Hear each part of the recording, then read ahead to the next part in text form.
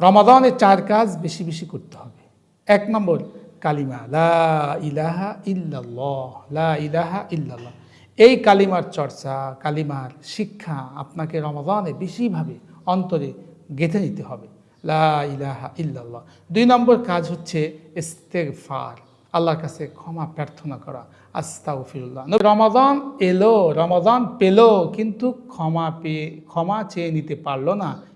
জিবরাইল বলেছেন সে ধ্বংস হয়ে যাক। নবীজি সাল্লাল্লাহু আলাইহি সাল্লাম জিবরাইলের এই বদদুয়ার সাথে তিনি রাহমাতুল্লিল আলামিন হওয়া সত্ত্বেও কিন্তু বলেছেন আমিন। অর্থাৎ এত সুযোগ, এত ছাড়, এত অফার দেওয়ার পরেও যদি কোনো বান্দা রমাদানুল মুবারকে সে ক্ষমা চেয়ে না নিতে পারে, এর চাইতে হতভাগা, দুর্ভাগা আর কেউ হতেই পারে না। এজন্য রমাদানের দ্বিতীয় কাজ হচ্ছে আমাদের ইস্তেগফার। ইস্তেগফার বেশি বেশি করে ইস্তেগফার পড়া, আস্তাগফিরুল্লাহ, আস্তাগফিরুল্লাহ, আস্তাগফিরুল্লাহ। 3 নম্বর কাজ হচ্ছে রব্বুল আলামিনের কাছে জান্নাতটা চেয়ে নেওয়া। জান্নাতটা চাবেন কিভাবে? আল্লাহুম্মা ইন্না নাসআলুকাল জান্নাতাল ফিরদাউস। আল্লাহ, আপনার কাছে আমরা জান্নাতুল ফিরদাউস চাই। খুব অন্তর থেকে মন দিয়ে রব্বুল আলামিনের কাছে জান্নাতটা তালাশ করবেন, চাইবেন। 4 নম্বর হচ্ছে ওয়া নাউযু বিকা মিনান নার, জাহান্নামের আগুন থেকে আল্লাহর কাছে পানাহ চাইতে হবে।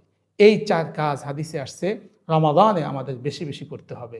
নাম্বার 1 লা ইলাহা ইল্লাল্লাহ, নাম্বার 2 ইস্তেগফার, নাম্বার 3 জান্নাত আল্লাহর কাছে চাওয়া, আর শেষ নম্বর হচ্ছে জাহান্নাম থেকে মুক্তি চাওয়া আল্লাহর কাছে। এই 4টা জিনিস আপনি একসাথে এইভাবে বলতে পারবেন, লা ইলাহা ইল্লাল্লাহ, নাস্তাগফিরুল্লাহ, নাসআলুকাল জান্নাহ ওয়া নাউযু বিকা মিনান নার। আল্লাহ পাক আমাদেরকে এই 4 কাজ রমাদানে বেশি বেশি করার তৌফিক দান করেন। আসসালামু আলাইকুম ওয়া রাহমাতুল্লাহ।